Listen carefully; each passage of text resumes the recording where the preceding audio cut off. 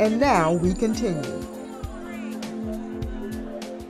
Marsha, tell us about the Walk for Hearing fundraiser. How did it come about? Well, several years ago, we were very fortunate that an anonymous donor provided some funds so that we could begin having walks for hearing. It started with only maybe 6 walks, and I think this year we have something like 20 walks. It started very small. Rochester, as always, takes a leadership role, and we were one of the first chapters to do the walk. Every year it turns out it's a beautiful day in Parrington Park. We've had wonderful people directing our walk. Jeanette Cantor did it the first year, Pete Fackler the second year, and Sue Miller is doing it the 3rd year. And her goal is to have 300 walkers, and she hopes to make $40,000. The walks were designed not only to raise money, and half of the money that we raise goes to the national organization. However, the walks really draw attention to the fact that the people who are walking are concerned about hearing loss, and telling the world that there are things that you can do when you don't hear well. Is used to provide scholarships for graduating seniors who are hard of hearing. That's part of the money is used for that. We also provide copies of Hearing Loss magazine for libraries. We are currently working on a project so that every performance at the Auditorium Theater, one of them will be open captioned. We have provided assistive devices for some organizations. So the money that we raise is used for good causes related to hearing loss. Let me ask you this, Marsha. Talk about that day that you had the first one, where you had Morelli and Kuhn, and I was a host, MC. We'd like to get all of you to come up and say a few words. Thank you. Gentlemen. Good morning.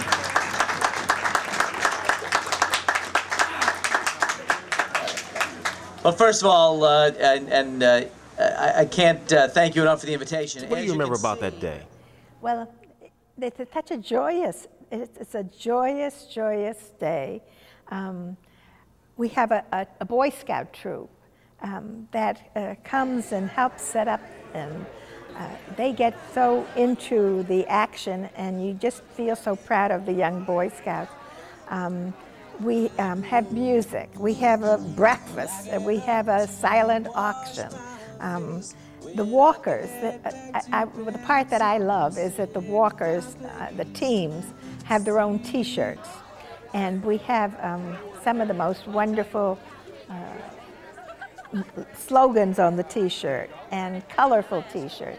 And then when finally, after an MC, and of course Richard McCullough was our MC several years ago, after he gets the crowd all excited about going on the walk, they take off.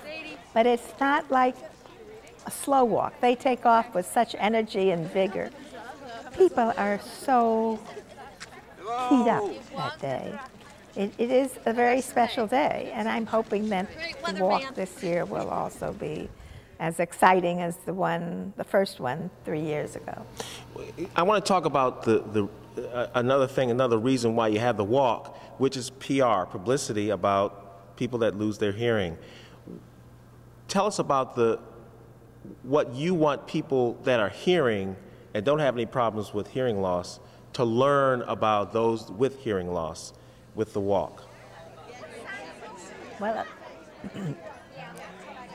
what we really want always to convey about people with hearing loss is that even though we don't hear well, that's the only thing we've lost. We haven't lost our mind. We're still as intelligent as we were. We still are as interested in what's going on in the world. We just don't hear as well as most people. However, we can still walk, and we can still raise money, and we can still be involved in community, and we can still communicate. I think our disability is different than most people's. You know, lately I've been working with the International Disability Alliance, which is 8 major international organizations, and we've been working on the United Nations Convention on the Rights of People with Disability. When I go to those meetings, I feel like my disability is only a communication disability. But we are animals who need to communicate. But we can see, we can walk, we can do for ourselves.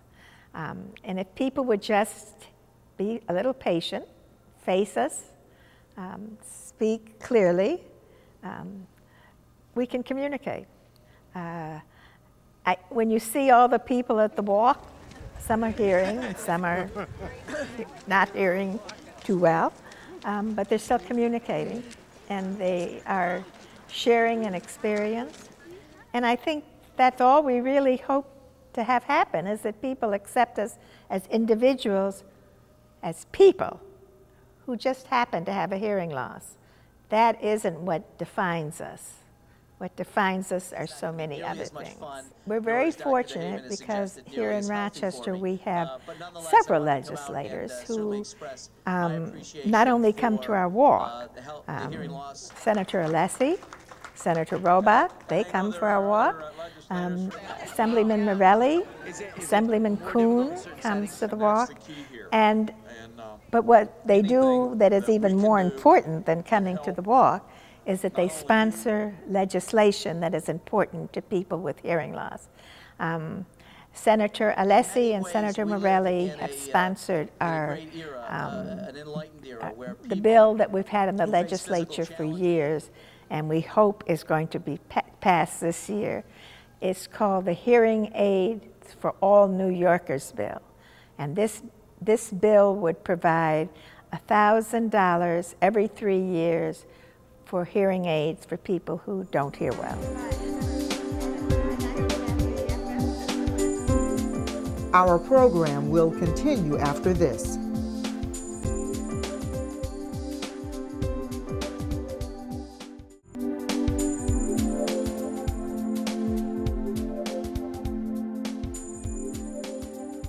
Here is more information about the Hearing Loss Association of America.